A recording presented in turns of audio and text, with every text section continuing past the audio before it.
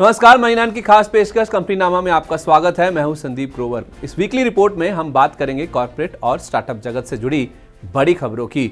शुरुआत करते हैं कॉर्पोरेट जगत की और सबसे पहली खबर है मैक्स ग्रुप से जुड़ी। मैक्स ग्रुप के फाउंडर अनिलजीत सिंह की पत्नी नीलू सिंह ने उन पर ग्रुप की एक होल्डिंग कंपनी में वित्तीय धोखाधड़ी करने का आरोप लगाया है। एनसीएलटी में दाखिल अर्जी में नीलू सिंह ने मैक्स वेंचर इन्वेस्टमेंट होल्डिंग्स के कारोबार की जांच की मांग की है और अनिलजीत सिंह को कंपनी के शेयर होल्डर और डायरेक्टर के पद के लिए अयोग्य घोषित करने का निर्देश जारी करने को भी कहा है। उनका दावा है कि कंपनी के एसेट्स को गलत तरीके से बेचा गया है। अनिलजीत सिंह ने अपने निजी या करीबी लोगों की कंपनियों को फायदा पहुंचाने की नीयत से यह काम किया है। इस मामले में एनसीएलटी में 31 मार्च को सुनवाई होगी। हालांकि 24 मार्च को खबर आने के दिन मैक्स वेंचर्स का शेयर करीब 4% चढ़कर बंद हुआ। दूसरी खबर की ओर बढ़ते हैं। जी और इन्वेस्को के बीच ईजीएम को लेकर चल रहे विवाद ने इस हफ्ते एक दिलचस्प मोड़ ले लिया है। 22 मार्च को बॉम्बे हाई कोर्ट ने 26 अक्टूबर के सिंगल बेंच के ऑर्डर को पलट दिया था, जिसमें जी एंटरटेनमेंट को राहत दी गई थी। इस फैसले से करीब 18.5% हिस्से के साथ जी एंटरटेनमेंट के सबसे बड़े शेयर होल्डर इन्वेस्को का मौजूदा एमडी पुनीत गोयनका को हटाने के लिए ईजीएम बुलाने का रास्ता साफ हो गया था। इस फैसले से 22 मार्च को जी एंटरटेनमेंट का शेयर करीब 3.5% गिरकर बंद हुआ। पर आपको बता दें, 24 मार्च को इन्वेस्को ने बॉम्बे हाईकोर्ट में दाखिल अपनी अर्जी वापस ले ली और कहा कि जी सोनी मर्जर से शेयरधारकों को फायदा होगा। इन्वेस्को के साथ विवाद सुलझने से 24 मार्च को शेयर में करीब 17% का बड़ा उछाल देखने को मिला। तीसरी खबर, जेट एयरवेज के दोबारा उड़ान भरने की उम्मीद कर रहे निवेशकों और स्टेक होल्डर्स को बड़ा झटका लगा है। दरअसल एनसीएलटी ने जेट एयरवेज के रेजोल्यूशन प्लान की मियाद 29 मार्च तक बढ़ा दी है। नए प्रमोटर्स जालान कैलरॉक के कंसोर्शियम को 270 दिन में कंपनी को दोबारा शुरू करने की डेडलाइन मिली थी, जो 22 मार्च 2022 को खत्म हो रही थी। समय सीमा खत्म होने पर नए प्रमोटर्स ने 2 महीने की और मोहलत मांगी है, जिस पर एनसीएलटी 29 मार्च को सुनवाई करेगा। 23 मार्च को जेट एयरवेज का शेयर करीब 1.5% गिरकर बंद हुआ। चौथी खबर, संकट के दौर से गुजर रहे अनिल अंबानी को इस हफ्ते एक और झटका लगा है। पिरामल एंटरप्राइजेस की सब्सिडरी पिरामल कैपिटल ने रिलायंस पावर और उसकी सब्सिडरी आरएनआरएल के खिलाफ दिवालिया प्रक्रिया शुरू करने के लिए एनसीएलटी की मुंबई बेंच में अर्जी दी है। 526 करोड़ के लोन डिफॉल्ट के चलते ये कदम उठाया गया है। दरअसल 2010 में रिलायंस पावर के साथ विलय के बाद आरएनआरएल ने डीएचएफएल से लोन लिया था और सितंबर 2021 में पिरामल एंटरप्राइजेस ने डीएचएफएल को खरीदने के बाद पिरामल कैपिटल में मर्ज कर दिया था। बीते एक हफ्ते में देखें तो रिलायंस पावर का शेयर करीब 8% लुढ़का है। पांचवी खबर, कमेटी ऑफ क्रेडिटर्स ने दिवालिया सिंटेक्स इंडस्ट्रीज के लिए आरआईएल एसीआरई के कंसोर्टियम के 3,651 करोड़ रुपए के रेजोल्यूशन प्लान को मंजूरी दे दी है।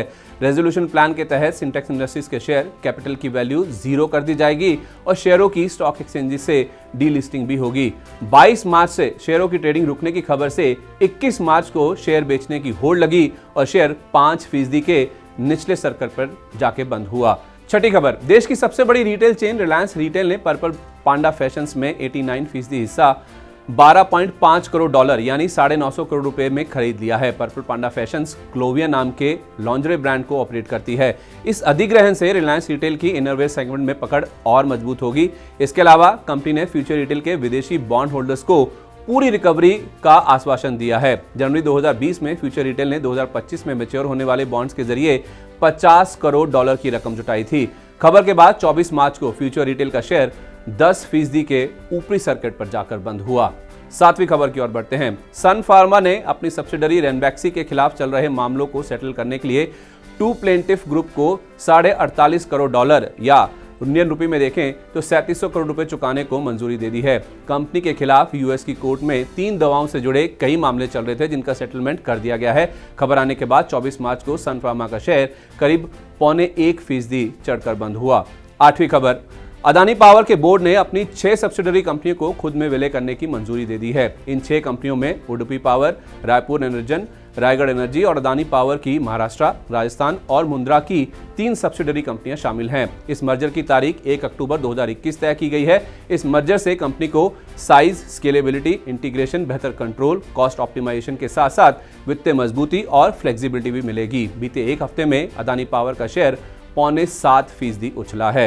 9वीं खबर की ओर बढ़ते हैं। दुनिया की सबसे बड़ी 2 व्हीलर उत्पादक हीरो मोटो और उनके सीएमडी पवन मुंजाल पर इस हफ्ते इनकम टैक्स की छापेमारी की खबरें सामने आई हैं। टैक्स चोरी के आरोप में हीरो मोटो के दिल्ली और गुरुग्राम के दफ्तरों पर और उनके साथ साथ पवन मुंजाल के घर पर 2 दिन तक ये छापेमारी की गई। इस पर कंपनी ने सफाई जारी कर कहा कि वित्त वर्ष खत्म होने के पहले ये एक रूटीन इंक्वायरी है और इससे कंपनी के कारोबार पर कोई असर नहीं होगा। बीते एक हफ्ते में देखें तो हीरो मोटो का शेयर 1% से ज्यादा चढ़ा ही है। 10वीं खबर की ओर बढ़ते हैं। जिंदल स्टील एंड पावर ने अपनी मॉरिशस की इकाई Jindal steel and power Mauritius के 35.7 करोड़ डॉलर के कर्ज का समय से पहले भुगतान कर दिया है। 3 साल पहले 1.8 अरब डॉलर के मुकाबले इस पेमेंट के बाद कंपनी का विदेशी कर्ज घटकर 13 करोड़ डॉलर रह गया है। कंपनी का वित्त वर्ष 2023 तक नेट डेट फ्री होने का लक्ष्य है। 21 मार्च को कमजोर बाजार में भी कंपनी के शेयर में 2% से ज्यादा की बढ़त के साथ क्लोजिंग हुई है। 11वीं खबर, हैदराबाद बेस्ड डोडला डेयरी ने कारोबार विस्तार के लिए कर्नाटका बेस्ड श्री कृष्णा मिल्क्स को 50 करोड़ रुपए में खरीदने की घोषणा की है। डील 2 महीने में पूरी होने की उम्मीद है। 21 मार्च को खबर आने के बाद शेयर में करीब 16% की बढ़त के साथ क्लोजिंग हुई है। 12वीं खबर, चेन्नई बेस्ड टीटीके हेल्थकेयर के बोर्ड ने अपना ह्यूमन फार्मा कारोबार Mumbai based Bharat serums and vaccines यानी बीएसवी को 805 करोड़ रुपए में बेचने की मंजूरी दे दी है। डील की 74% रकम कैश और बकाया इक्विटी के रूप में मिलेगी। 21 मार्च को शेयर ने 934 की 52 हफ्ते की नई ऊंचाई को छुआ और 7% से ज्यादा की तेजी के साथ बंद हुआ। 13वीं खबर की ओर बढ़ते हैं। तेल एक्सप्लोरेशन और उत्पादन के कारोबार से जुड़ी सेलान एक्सप्लोरेशन के बोर्ड ने एंटेलोपस एनर्जी की holding company Black Buck Energy Investments के साथ 200 रुपए प्रति शेयर पर 21% हिस्सा बेचने के लिए करार किया है। सौदे के बाद एंटेलोपस एनर्जी ने कंपनी के 26% हिस्से के लिए ओपन ऑफर की घोषणा भी की है। 153 रुपए के भाव के मुकाबले 200 रुपए पर हिस्सा बिक्री की खबर से 21 मार्च को शेयर 20% के ऊपरी सर्किट पर जाके बंद हुआ। 14वीं खबर, एपीएल अपोलो ट्यूब्स की सब्सिडरी ने शंकरा बिल्डिंग प्रोडक्ट्स में करीब 10% हिस्सा खरीदा है। शंकरा बिल्डिंग के प्रमोटर सुकुमार श्रीनिवास से 775 रुपए प्रति शेयर पर करीब 4.5% हिस्सा खरीद के अलावा APL Apollo mart preferential issue के जरिए 750 रुपए पर शंकरा बिल्डिंग्स के 14 लाख वारंट्स को सब्सक्राइब करेगी, जो करीब 5.25% हिस्से के बराबर है। खबर के बाद 21 मार्च को शंकरा बिल्डिंग का शेयर 10% से ज्यादा और एपीएल अपोलो का शेयर 5% से ज्यादा चढ़कर बंद हुआ। 15वीं खबर की ओर बढ़ते हैं। इक्विटास स्मॉल फाइनेंस बैंक और होल्डिंग कंपनी इक्विटास होल्डिंग्स के बोर्ड ने दोनों कंपनियों के मर्जर को मंजूरी दे दी है। मर्ज होने वाली इक्विटास होल्डिंग्स के 100 शेयरों के बदले में इक्विटास स्मॉल फाइनेंस बैंक के 231 शेयर जारी होंगे। ब्रोकिंग हाउस एमके के मुताबिक Equitas small finance bank universal banking licence के लिए अप्लाई करेगा, जो लंबी अवधि के लिए पॉजिटिव होगा। 22 मार्च को इक्विटास होल्डिंग्स और इक्विटास स्मॉल फाइनेंस बैंक के शेयर 2 से 2.5% तक चढ़ के बंद हुए। तो ये थी कॉर्पोरेट से जुड़ी बड़ी खबरें। अब बात करते हैं स्टार्टअप जगत की। पहली खबर, ई कॉमर्स सास यानी software as a service startup e commerce IQ ने सीरीज डी फंडिंग राउंड में 11.5 करोड़ डॉलर की रकम जुटाई है। इस फंडिंग राउंड का नेतृत्व सॉफ्टबैंक विजन फंड 2 ने किया। इस राउंड के बाद कॉमर्स IQ का वैल्यूएशन 1 अरब डॉलर के पार निकल गया है। इससे कंपनी मार्च में दूसरी और 2022 में यूनिकॉर्न बनने वाली 12वीं कंपनी बन गई है। दूसरी खबर की ओर बढ़ते हैं। ग्लोबल स्टडी अब्रॉड प्लेटफॉर्म और एडटेक स्टार्टअप लेवरेज एडू ने सीरीज बी फंडिंग राउंड में करीब 2.25 करोड़ डॉलर या 167 करोड़ रुपए की राशि हासिल की है। इस फंडिंग राउंड में consortium of funds, family offices और इंडिविजुअल एंजल इन्वेस्टर्स ने हिस्सा लिया। इस राउंड के बाद कंपनी की वैल्यू बढ़कर 12 करोड़ डॉलर हो गई है। तीसरी खबर, रुचि कालरा की ओर से co-founded digital lending startup Oxyzo financial services ने पहले फंडिंग राउंड में 20 करोड़ डॉलर की राशि हासिल की है। ये किसी भी भारतीय स्टार्टअप के लिए अब तक की सबसे बड़ी सीरीज ए फंडिंग है। फंडिंग राउंड के बाद वैल्यूएशन 1 अरब डॉलर के पार जाने से ऑक्सीजो इस साल यूनिकॉर्न बनने वाली 13वीं कंपनी बन गई है। गौरतलब है कि करीब 1 साल पहले रुचि कालरा के हस्बैंड आशीष महापात्रा की ऑफ बिजनेस और ऑक्सीजो की पेरेंट कंपनी ने भी यूनिकॉर्न का दर्जा हासिल किया था। चौथी खबर, Hyderabad based integrated charging Infratech EVRE ने प्री सीरीज फंडिंग राउंड में एको टेक्नोलॉजी और क्रीड कैप एशिया से पूंजी जुटाई है। देश के 12 शहरों में 50 EV चार्जिंग हब्स के जरिए कंपनी 700 से ज्यादा EV चार्जर्स ऑपरेट करती है। रकम का इस्तेमाल क्षमता विस्तार और R&D पर किया जाएगा।